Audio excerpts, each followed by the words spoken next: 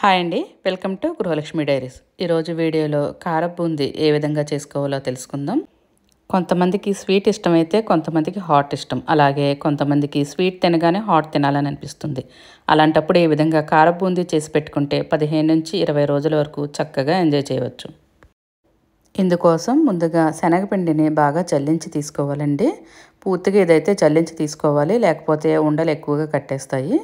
ఈ విధంగా మీరు ఒక గ్లాస్ కానీ గిన్నె కానీ దేనితోటైనా కానీ ఈ విధంగా కొలత అనేది తీసుకోవాలి. ఇక్కడ నేను ఈ గ్లాస్తో 2 గ్లాసుల శనగపిండి తీసుకుంటున్నాను.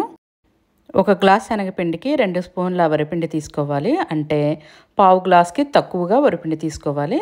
ఇక్కడ నేను 2 గ్లాసుల శనగపిండి కాబట్టి అర గ్లాస్కి తక్కువగా వరిపిండి తీసుకున్నాను. ఇది ఎక్కువ మాత్రం వేసుకోకూడదండి, అలా వేసుకుంటే బూందీ గట్టిగా వస్తుంది. అలాగే రుచికి సరిపడా సాల్ట్ వేసుకోవాలి.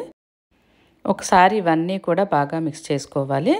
ఇలా మిక్స్ చేసుకున్న తర్వాత దీనిలో కొంచెం కొంచెంగా నీళ్లు పోసుకుంటూ దోసల పిండిలాగా కలుపుకోవాలి. మా వీడియోస్ చూసిన తర్వాత లైక్ చేసి మీ అభిప్రాయాన్ని కామెంట్ రూపంలో తెలియజేస్తారని ఆశిస్తున్నాను.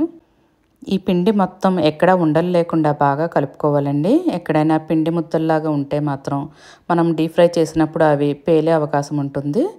ఇక్కడ చూస్తున్నారు కదా, పిండి దోసల పిండిలాగా మనకి ఇలా గరిటతో పోస్తుంటే మనకు అక్కడ నిలబడినట్టుగా లేకుండా మొత్తం కూడా ఆ విధంగా ఉండాలి.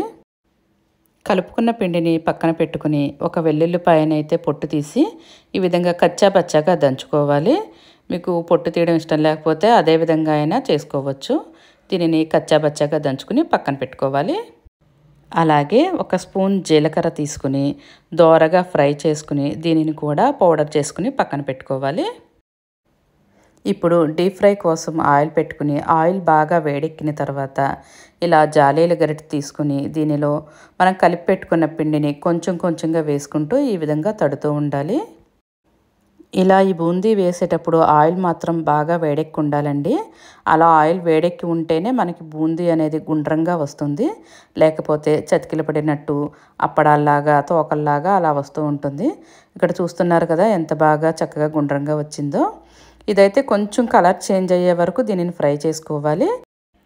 లడ్డూకైతే ఈ బూందీ అనేది ఇంతగా ఫ్రై అవ్వాల్సిన అవసరం లేదండి, కొంచెం వేగితే సరిపోతుంది. అంటే సాఫ్ట్గా ఉండాలి కాబట్టి, ఇది క్రిస్పీగా ఉండాలి కాబట్టి మనకి ఇది కరకరలాడే విధంగా అయ్యే వరకు ఫ్రై చేసుకోవాలి. మనకి ఇది ఫ్రై అయింది అని అనడానికి ఈ విధంగా నూనె మనం వేసినప్పుడు పొంగుతూ మసులుతుంటుంది కదా, అదైతే కాస్త చల్లారిపోయి తగ్గిపోతుంది. నూనె మసలడం తగ్గినప్పుడు మనకి బూందీ ఫ్రై అయిపోయిందని అర్థం. అప్పుడు ఈ బూందీనంతా తీసుకొని ఒక స్ట్రైనర్లో వేసుకోవాలి.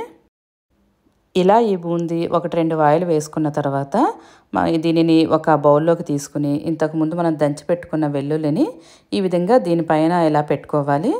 ఇలా పెట్టుకున్న తర్వాత మనం తర్వాత వేసుకునే బూందీని వేడి బూందీని దీనిపైన వేసుకుంటే ఆ వేడికి ఈ వెల్లుల్లి అనేది మగ్గి దాని ఫ్లేవర్ అనేది మొత్తం బూందీ అంతా కూడా పడుతుంది.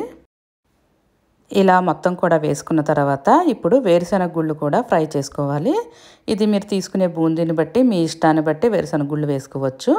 వీటిని ఫ్రై చేసుకున్న తర్వాత మనం బూందీ పైన వేసుకోవాలి. అలాగే పుట్నాలు కూడా ఫ్రై చేసుకుని వేసుకోవాలి. ఇప్పుడు కొంచెం జీడిపప్పును కూడా ఫ్రై చేసుకుని బూందీలో వేసుకోవాలి. 4-5 రెమ్మల కరివేపాకు కూడా వేసుకొని క్రిస్పీగా అయ్యే వరకు ఫ్రై చేసుకోవాలి. ఇప్పుడు 2 స్పూన్ల పచ్చికారం వేసుకోవాలి. అంటే మనం ఏ దినుసులు కలపకుండా ఉన్న కారం అండి. ఈ కారం మీకు అందుబాటులో లేకపోతే ఎండుమిర్చిని కూడా గ్రైండ్ చేసి వేసుకోవచ్చు. దీనిలోనే మనం గ్రైండ్ చేసుకున్న జీలకర్ర పౌడర్ కూడా వేసుకుని ఒకసారి మిక్స్ చేసుకోవాలి. అలాగే ఈ కారానికి సరిపడా సాల్ట్ వేసుకుని ఇవన్నీ కలిసే విధంగా ఒకసారి బాగా కలుపుకుని మనం ఆల్రెడీ ఫ్రై చేసి పెట్టుకున్న ఈ కారపు బూందీలో ఈ కారాన్ని కలుపుకోవాలి. ఇంతకుముందు జీడిపప్పు వేయలేదండి, దానిని కూడా వేసుకుని ఈ కారం వేసుకొని మొత్తం ఈ బూందీ అంతా కూడా ఈ మసాలా కారం పట్టే విధంగా కలుపుకోవాలి. ఇంతేనండి, గుమగుమలాడే కరకరలాడుతూ కారపు బూందీ రెడీ అయిపోయింది. ఇదైతే 15 నుంచి 20 రోజుల వరకు కూడా ఫ్రెష్గానే ఉంటుంది. మీరు కూడా తప్పకుండా ట్రై చేసి మీ అభిప్రాయాన్ని నాకు కామెంట్ రూపంలో తెలియచేయండి.